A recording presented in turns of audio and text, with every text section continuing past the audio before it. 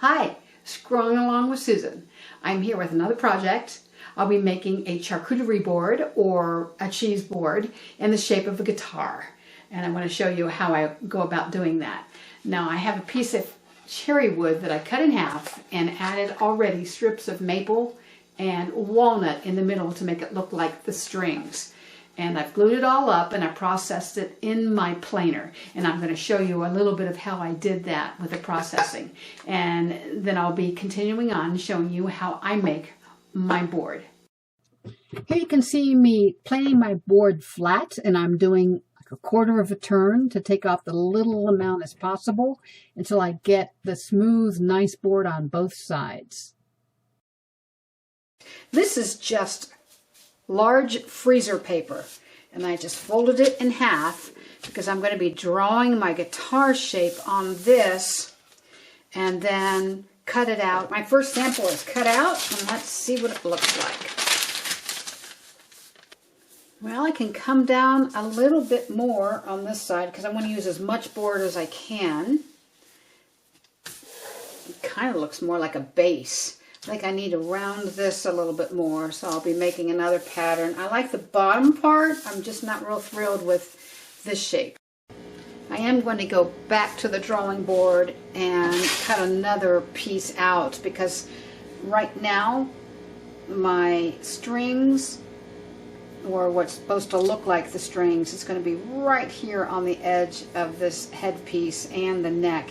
And I want it to come out to be a little bit fatter, so I'm not cutting right on the separation or the section right between my walnut and my cherry. My board is just under 20 inches, and I want to do all this special detail on my scroll saw. But for the body of it, I can use the bandsaw to eliminate some extra, so I will be able to turn the piece in my scroll saw without all this extra on the side. So I'll be doing the bandsaw first and then my scroll saw. I need to see the positioning of my pattern piece through the wood, so I'm going to put down clear packing tape and then glue my pattern piece on top of this. I'm using the paper side, not the glossy side, to attach this to the wood. It's wonderful to be able to see through this paper to make sure that I'm putting it on the right spot. There may be those of you out there asking me why I'm not cutting the whole piece on my bandsaw. Well, I like the control that I get with my scroll saw, and I love the smoothness of the cut. So I really prefer the scroll saw, and mine is only 20 inches deep, so I have to be very careful when I am cutting it because this piece is just about 20 inches long. And what I'm using is a number 7 scroll reverse from Flying Dutchman.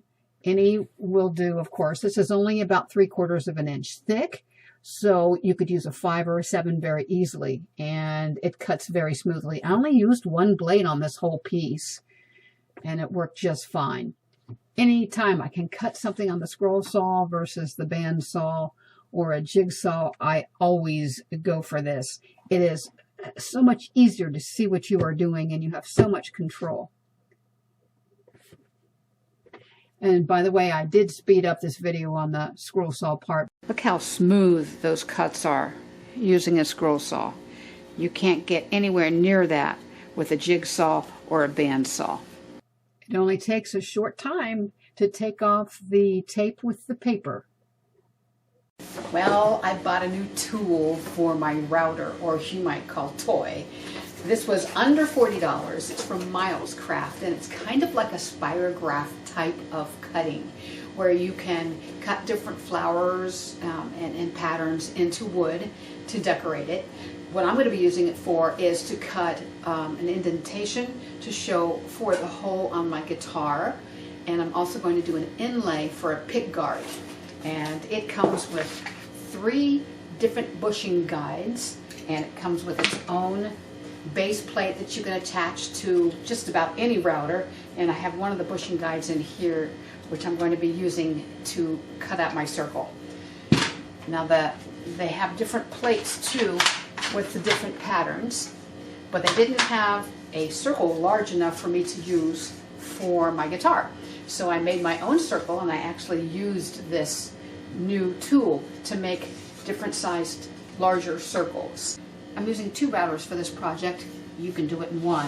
What I've done is I've set up the proper 1/8 inch spiral bit that came with the Miles Craft at exactly 1/8 of an inch cutting capability, and I'm using an 1/8 of an inch board here to check my size. And then my second router, which is a much larger cutting, I'm using to hollow out the excess area. I'm using double stick carpet tape that I bought at a hardware store to attach my template to my wood piece.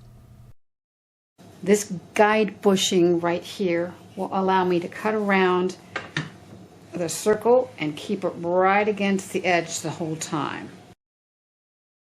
You can use a regular router, but a plunge router is ideal for this type of setup.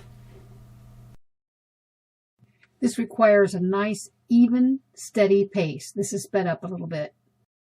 I hope you can see this. This is real nice and smooth. And now all I have to do is hollow out the middle. There was a lot of trial and error on my part because the template I used is 1/4 of an inch thick. The bushing that was on my router was less than 1/4 of an inch thick. So when I was trying to adjust them to make them both equal, my one router cut a little deeper, so I had to go back and forth to adjust. Now that I got the bulk of it cleaned out with my larger bits, I'm going to go back with my smaller one and clean the area real close to the edge because I don't want to mess that up. Here I am just showing you my practice inlay piece. Always practice before you do it on the real piece. The process is the same here. I am using a 17mm bushing for the outside of, or the concave part of this inlay. And you'll see me cleaning it out as well. This is going to be a little bit shy of 1/8 of an inch deep. I had a couple little pieces that I just removed with the carving tool. Now it's time to cut my inlay piece. You're going to be using double-sided tape on a sacrificial board that you will have the 1/8 of an inch piece on top, and then also use a double-sided tape for your template. Changing it to an 11.11mm bushing, and take your time with this. You need to be as accurate as possible, and always clockwise motion.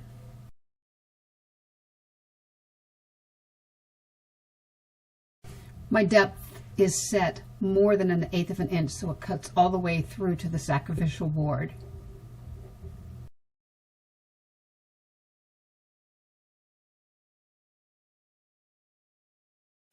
This is the second one that I cut. The first one I just got off just a little bit and there was too much of a gap. This one looks like it's going to fit much tighter. The only thing that I have to do is round over this little edge here because this is a point and my cutout here is a little bit more rounded.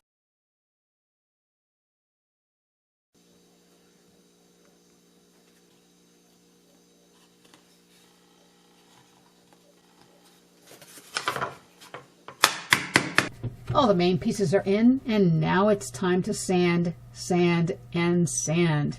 Make everything smooth. Also, I put a slight edge on this, or a curved edge, to make it look a little bit smoother.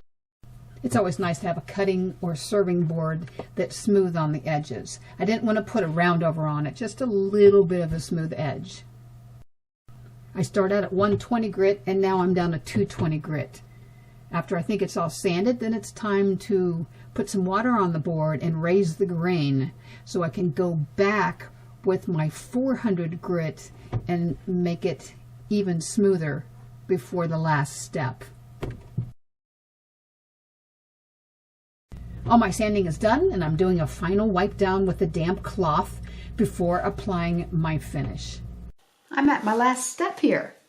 I am applying a combination of mineral oil and beeswax that I have heated up on the stove to combine together, and I'm applying it with my fingers on the edges, and I'll probably do the whole board with my fingers because I like feeling the wood and making sure I don't have any problems. I am thrilled with my final cutting board.